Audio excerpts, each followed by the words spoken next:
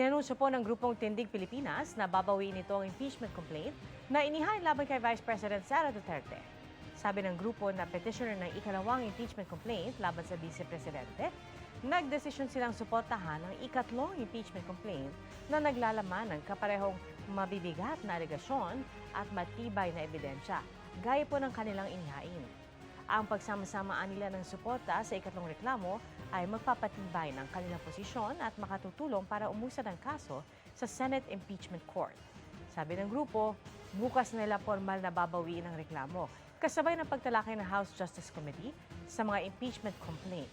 Ang babawiing reklamo ay inihain ng ilang individual, civil society at religious groups kabilang sina Kiko Aquino D. at dating Peace Secretary Ying Deles.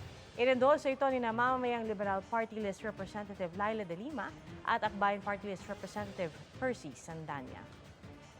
Ang ikatlong reklamo ay inihain ng mga pare, madre at grupo ng mga abogado.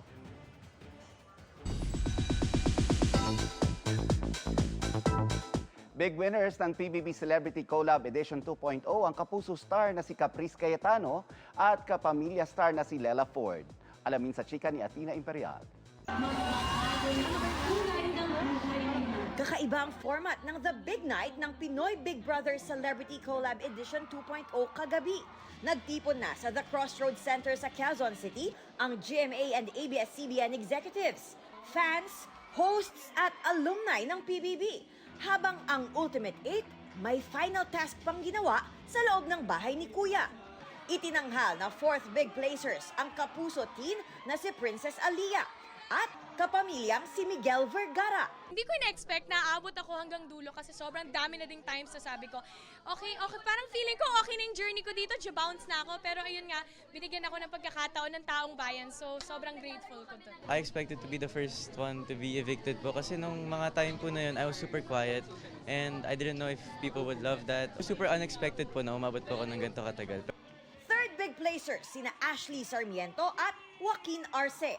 Ang sarap-sarap po sa pakiramdam na makakita po ng ganun po kadaming suporta po sa mga tao. Ang daming sumisigaw. I'm really happy that everyone has supporters and that I have supporters. Second big winner sina Heath Jernales at Crystal Mejes. Naglalaro po ako sa computer ko dahil ang tagal ko na po inaabangan maglaro ng games. Kaya that's the first thing I'm doing.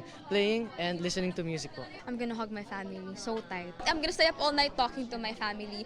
Big winner si Caprice Cayetano na nakakuha ng 61.78% ng total combined Kapuso votes at si Lela Ford na may 53.63% naman ng total combined Kapamilya votes. Nanalo ng tig 1 million pesos sina Caprice Cayetano at Lela Ford bilang big winners ng PBB Celebrity Collab Edition 2.0. Ano naman kaya ang gagawin ng ating teen celebrities sa kanilang cash prize? Gusto ko rin po i-save and makapag-help din po sa mga tao na nangangailangan din doon. Ang nasa isip ko po talaga ay yung Little Ark Foundation para sa mga bata po talaga na nangangailangan noon. Natuto po kami mag-FSL inside Kuya's house, so to help the deaf community. Looking forward na ang Ultimate 8 sa reunion with their PBB batchmates at sa future projects nila together. Athena Imperial updated sa Showbiz Happenings! Tagumpay si David Licauco sa kanyang debut sa isang international fitness competition. Makichika tayo kay Aubrey Carampel. Certified Fitspiration and record breaker si kapuso actor David Licauco matapos magpakitang gilas sa isang international fitness competition sa Taiwan.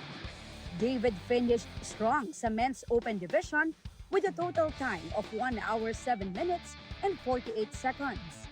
Nakausap namin si David right after the competition sa Taipei. Siya na nga raw ang may hawak ng record for Filipinos na pinakamabilis na sumali sa open division ng event sa Asia. Sa naturang event na sinalihan ng halos 2,000 participants, rank 53 si David overall at rank 19 sa kanyang age group. Rank 1 naman siya out of all Pinoys na sumali sa division niya. Sulit daw ang 1 month and a half niyang training para sa kompetisyon.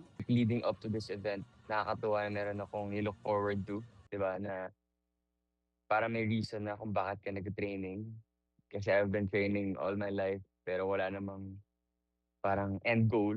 Yung competitiveness ko nabubuhay dahil sa sport na to. Challenging nga raw ang ibang workouts, pero tulad daw ng title ng pinagbibidahang Kapuso Series. Never say die talaga yung yung spirit. Kailangan mo talagang alamin. And siguro yun talaga, yung lack of knowledge sa sport. Yung doon ako nahirapan. Pagbalik sa bansa, back to taping and training si David. Dahil plano rin niyang muling sumali sa Hong Kong leg ng kompetisyon sa Mayo. Joining sa May with Vince Maristella pero doubles. I just don't want to beat the Philippine record but I want to beat everyone. So, siguro sali ako ng ulit, ng open division na solo. And you want to do better sa next. Ang goal ko talaga is maging Elite 15. Aubrey Carampel, updated sa Showbiz sa Atenez.